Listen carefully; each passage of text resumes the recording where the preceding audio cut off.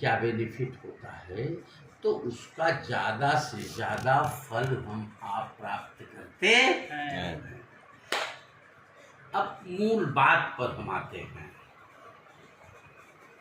कि महामृत्युंजय मंत्र का जो जप चल रहा है, ये महामृत्युंजय मंत्र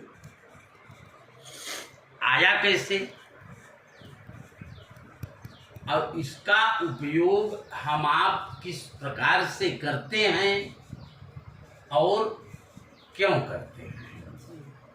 महामृत्युंजय मंत्र अनेक प्रकार के बताएंगे। हम आप YouTube के माध्यम से केवल यही जानते हैं कि त्रयंबकम यजामहे सुगंधिम पुष्टिवर्धनम उर्वारुकमिव बंधनान मृत्योर्मुक्षीय मामृतात्। ये महामृत्युंजय मंत्र नहीं है, ये अपमृत्यु निवारक मंत्र है। क्या है? अपमृत्यु निवारक मंत्र है। ये लिया कहां से गया है? ये शुक्ल यजुर्वेद में लिया गया है, शुक्ल यजुर्वेद से लिया गया है। ये जो हम आप भोले बाबा को सेंट चढ़ाते हैं तो उस समय ये मंत्र बोला जाता है।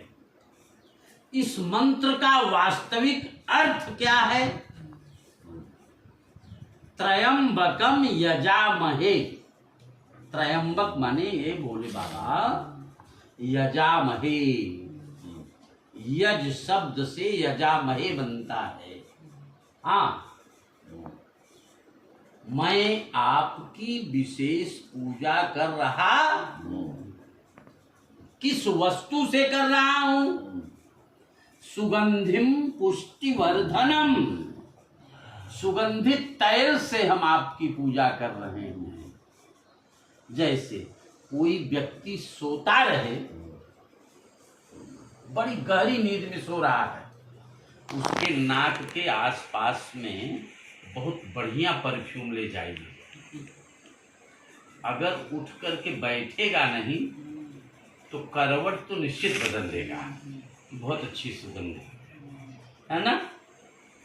सुगंधिम पुष्टिवर्धनम, जो सुगंधित तैल से हम आपकी पूजा कर रहे हैं, ये पुष्टिवर्धनम व्यक्ति के ताकत को बढ़ाने वाला होता। तो इसका बेनिफिट हमको क्या मिलना चाहिए? जिस प्रकार से उर्वारुकमिव बंधनान, गांव से तो आप लोग जुड़े ही हैं,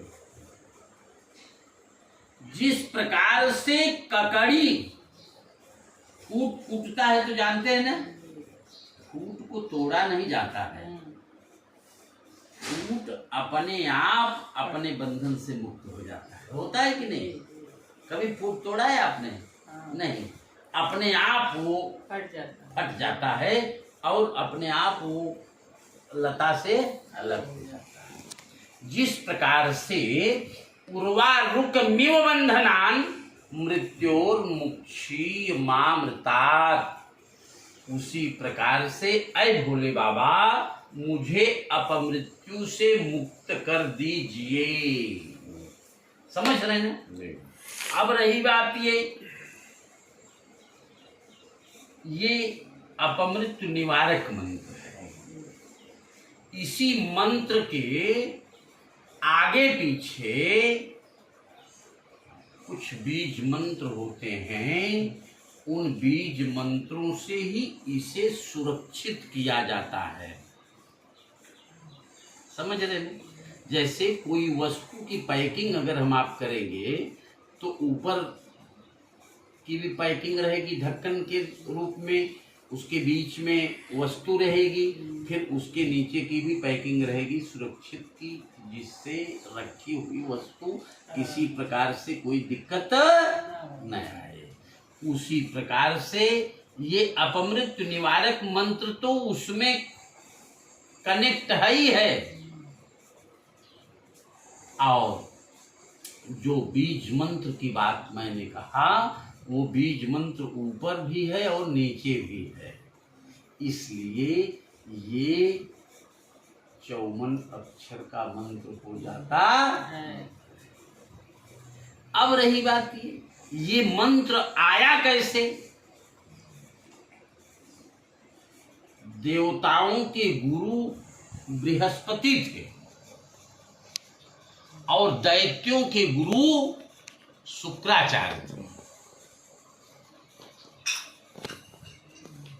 देवताओं के गुरु बृहस्पति और दैत्यों के गुरु शुक्राचार्य। शुक्राचार्य बड़े जिद्दी प्रकृति के थे। शुक्राचार्य जी बड़े जिद्दी स्वभाव के थे और शुक्राचार्य देवताओं के साथ में ही थे, लेकिन देवताओं के विरोध में आकर के दैत्यों को अपना शिष्य बना लिया और आजीवन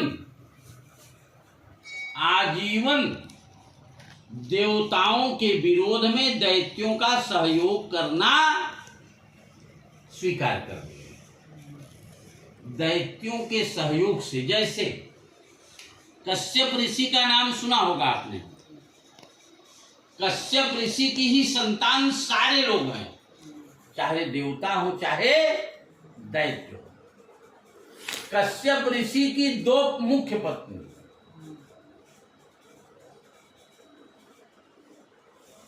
एक का नाम दीति और दूसरे का नाम अदिति।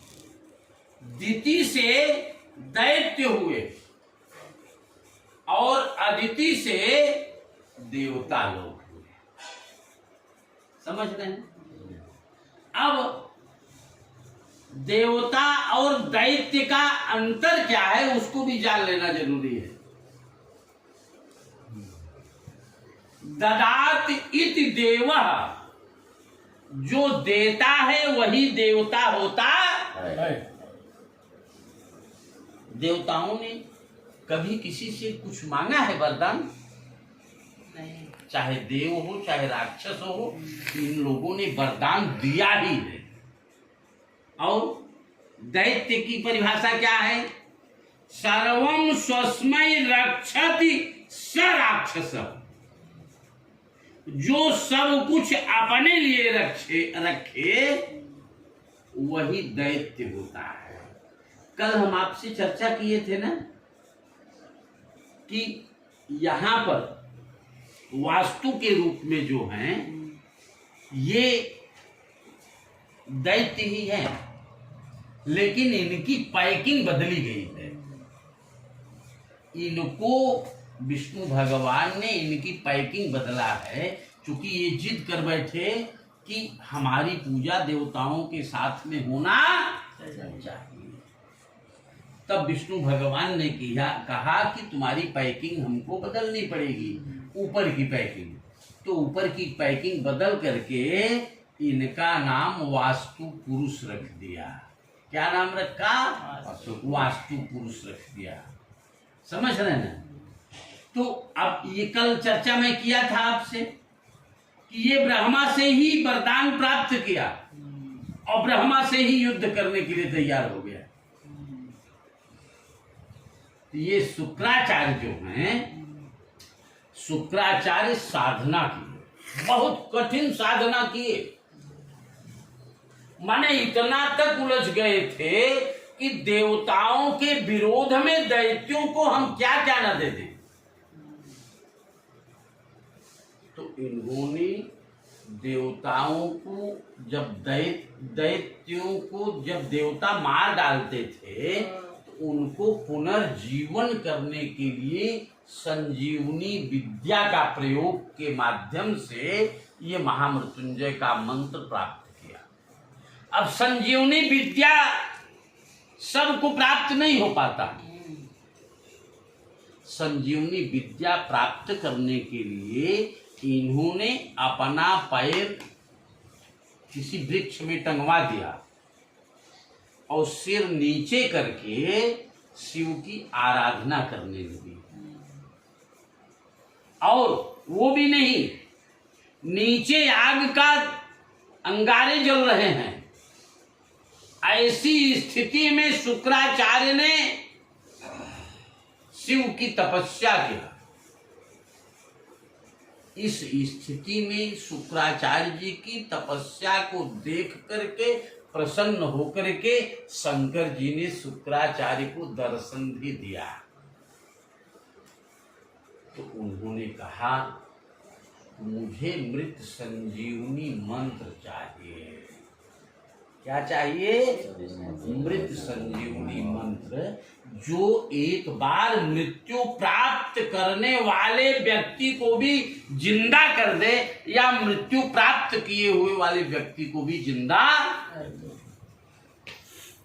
शंकर जी ने कहा, इतनी कड़ी और इतनी कठिन तपस्या कर रहे हो, मैं तुम्हें मंत्र तो देता हूं, लेकिन इस मंत्र का दुरुपयोग तुमको नहीं करना है।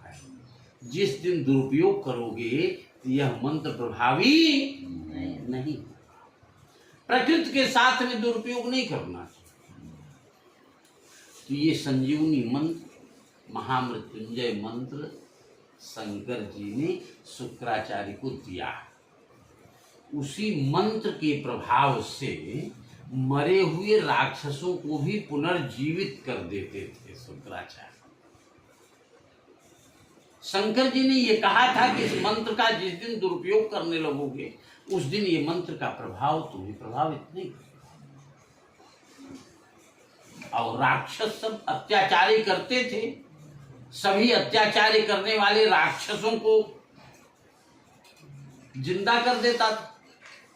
सारे देवता एक साथ मिलकर के शंकर जी की शरण में गए, शिव जी से प्रार्थना किया।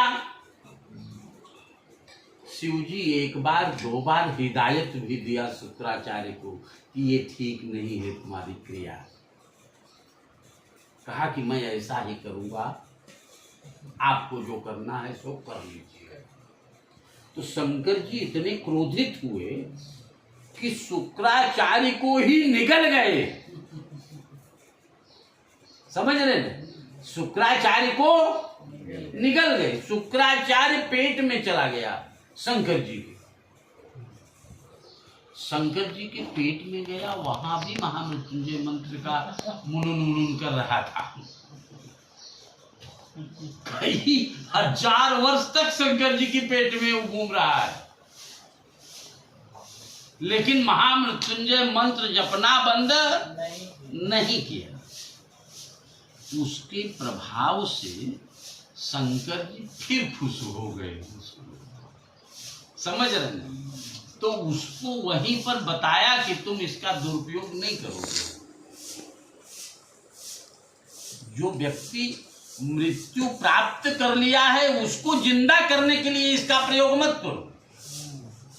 जो अपमृत्यु जिसको होने वाली है उसके लिए अगर ये प्रयोग करोगे तो तुम्हारा कार्य सिद्ध होगा। इसीलिए हमारी आपकी कुंडली में जब मार्केश की महादशा आती है तब महामृत्युंजय मंत्र का प्रयोग किया जाता है।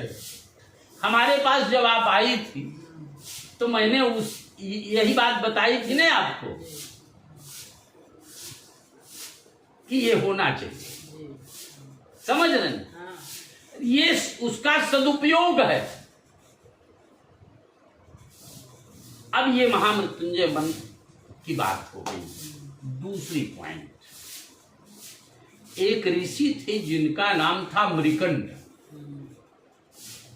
मृकंड ऋषि को संतान नहीं हो रहा था। उन्हें किसी ऋषि के आशीर्वाद से एक बेटा मिला जिसका नाम पड़ा मार्कंडेय।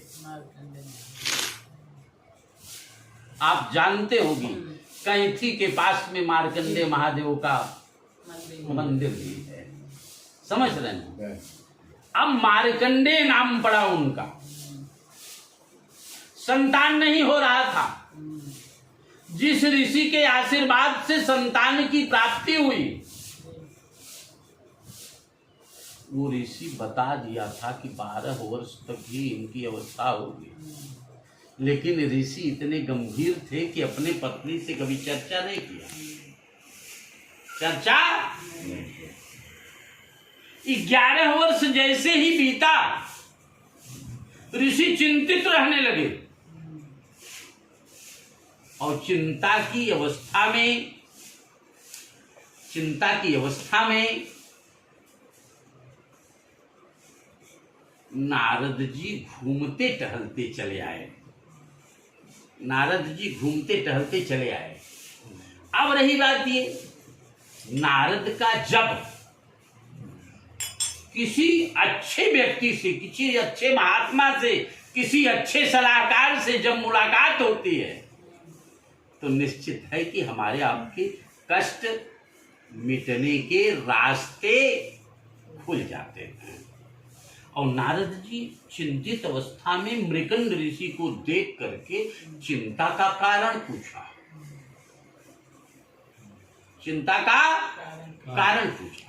बताए कि महात्मन, अब जानते तो हो, किसी पिता के सामने अगर किसी बेटे की मृत्यु हो उसको कितना दुख होता है, और पिता ये जानता है कि मेरे बेटे की मृत्यु कब होगी।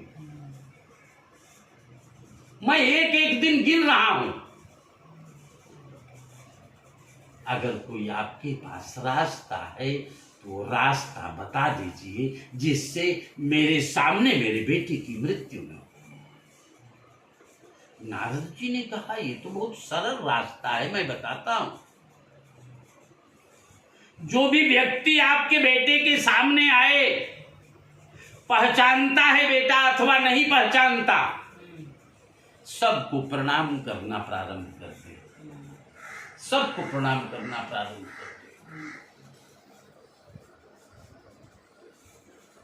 जो भी व्यक्ति आता था सबको, मृकंड ऋषि का बेटा मार्कंडेय सबको प्रणाम करता गया। संयोग से एक दिन कई लोगों का झुंड आ रहा था। उसी झुंड में शंकर जी भी भेष बदल करके शंकर जी को भी प्रणाम कर लिया। पहचाना तो नहीं, लेकिन प्रणाम कर लिया। और प्रणाम करने के बाद में शंकर जी ने कहा, चिरंजीव। तब तक नारद जी प्रस्तुत हो गए, तुरंत उपस्थित हो गए कि भोले बाबा, आप जिसको चिरंजीव होने का आशीर्वाद दिए, इसकी अवस्था मुश्किल से 15 दिन और शेष है।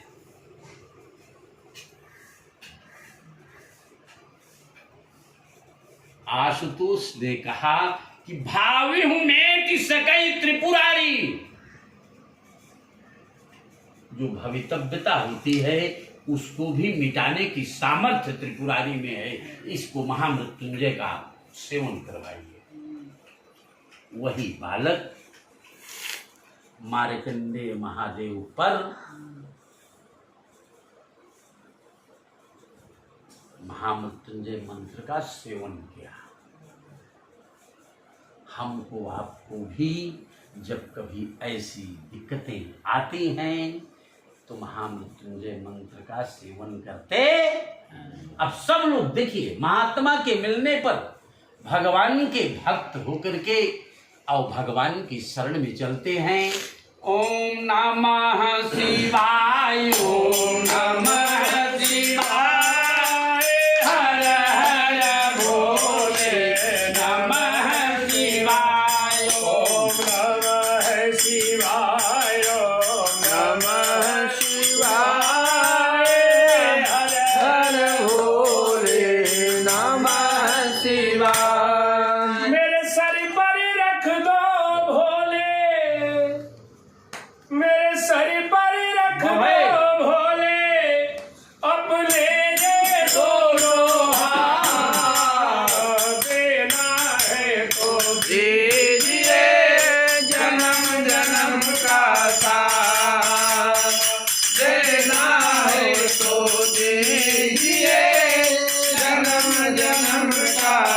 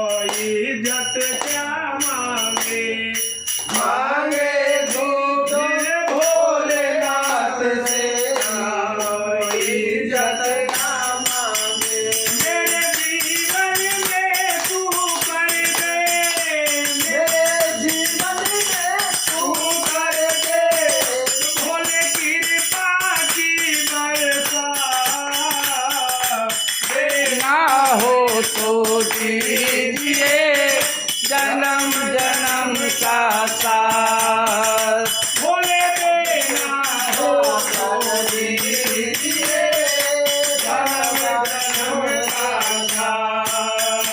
मेरे सिर पर रख दो भोले, मेरे सिर पर रख दो भोले, अपने दोनों ये हाथ देना हो तो दीजिए जन्म जन्म का साथ। भोले देना हो तो दीजिए जन्म जन्म का साथ। भोले तेरे चरणों की धूली धन दौलत से महंगी है। भोले तेरे चरणों की धूली धन दौलत से महंगी है। एक नजर कृपा की भोले नाम इज्जत से महंगी है। एक नजर कृपा की भोले नाम इज्जत से महंगी है। मेरे दिल की तमन्ना यही है, मेरे दिल की तमन्ना यही है, करूं सेवा तेरी दिन रात। देना हो तो दीजिए जन्म जन्म का साथ। देना हो तो दीजिए जन्म जन्म का साथ। मेरे सिर पर रख दो भोले, मेरे सिर पर रख दो भोले, मेरे सिर पर रख दो भोले, मेरे सिर पर रख दो भोले, अपने दोनों हाथ देना हो तो दीजिए जन्म जन्म का साथ। देना हो तो दीजिए जन्म जन्म का साथ। प्रभु देना हो तो